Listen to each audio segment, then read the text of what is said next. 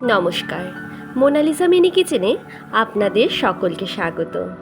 যে সকল বন্ধুরা এখনও আমার চ্যানেলটিকে সাবস্ক্রাইব করেননি, আমার ভিডিওগুলি যদি ভালো লেগে থাকে অবশ্যই চ্যানেলটিকে সাবস্ক্রাইব করে আমাকে সাপোর্ট করবেন এবং আমিও চেষ্টা করব আপনাদের পাশে থাকার। আজকে যে রেসিপিটি নিয়ে চলে এসেছি এটি বাচ্চাদের জন্য খুবই হেলদি এবং ঝটপট তৈরি করা একটি স্ন্যাক্স, যেটা আমরা সকালে কিংবা বিকেলের টিফিনে বাচ্চাদের অনায়াসে করে দিতে পারি। আমি এখানে নিয়েছি 2 টেবিল চামচ রাগির আটা, স্বাদ অনুযায়ী লবণ, স্বাদ অনুযায়ী চিনি এবং সামান্য একটু হিং এবং সামান্য একটু হলুদ গুঁড়ো, গোলমরিচ গুঁড়ো, সমস্ত উপকরণগুলি দিয়ে এটি সাইড করে রাখলাম। এবারে একটি মিডিয়াম সাইজের আলু নিয়ে গ্রেটারের সাহায্যে ভালো করে গ্রেট করে 3 থেকে 4 বার ভালো করে ধুয়ে এটি আমি নিয়ে নিয়েছি।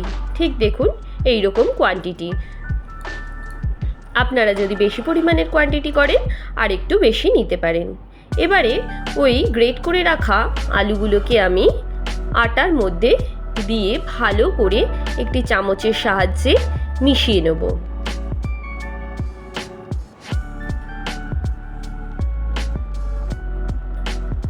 দেখুন আটা এবং আলু এবং সমস্ত মশলাগুলি মিশিয়ে নিয়েছি। এবারে এর মধ্যে দিয়ে দেব পরিমাণ মতো জল।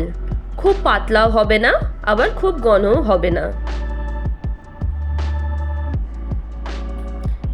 বাচ্চারা কিন্তু এটা খেতে ভীষণই ভালোবাসবে এবং খুবই স্বাস্থ্যকর। কিন্তু যখনই আমার বাচ্চার জন্য টিফিন বা যে কোনো রান্না করি সবসময় কিন্তু পুষ্টিগুণ এবং স্বাস্থ্যের দিকে প্রচুর পরিমাণে খেয়াল রাখি। তাই এই রান্নাগুলি অনায়াসেই আপনাদের 2 থেকে 5 বছর বয়সী বাচ্চাদের বিকেলের কিংবা সকালের টিফিনে করে দিতে পারেন, কারণ বাচ্চারা কিন্তু কখনোই একঘেয়ে খাবার ভালোবাসে না। আমি একটি ফ্রাই প্যানে সামান্য একটু তেল গরমের জন্য দিয়ে দিয়েছি। তেল গরম হয়ে গেলে আমি ব্যাটারটি এর মধ্যে ঢেলে দিলাম। খুন্তির সাহায্যে একটু গোল শেপ করে দেওয়ার চেষ্টা করছি।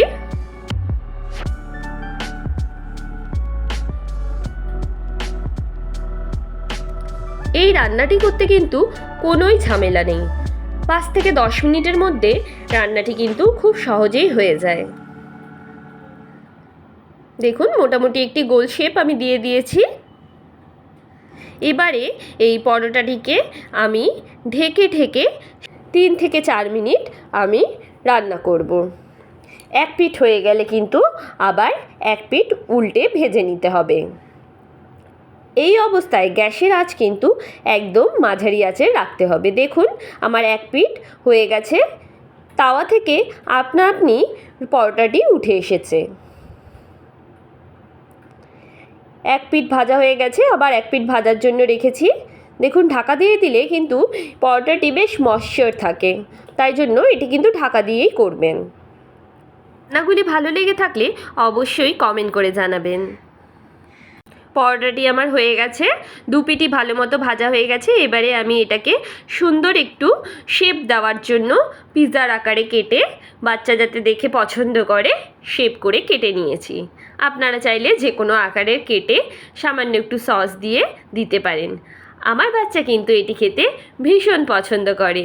আমি এটা বিকেলবেলায় বানিয়ে দিয়েছিলাম। নমস্কার।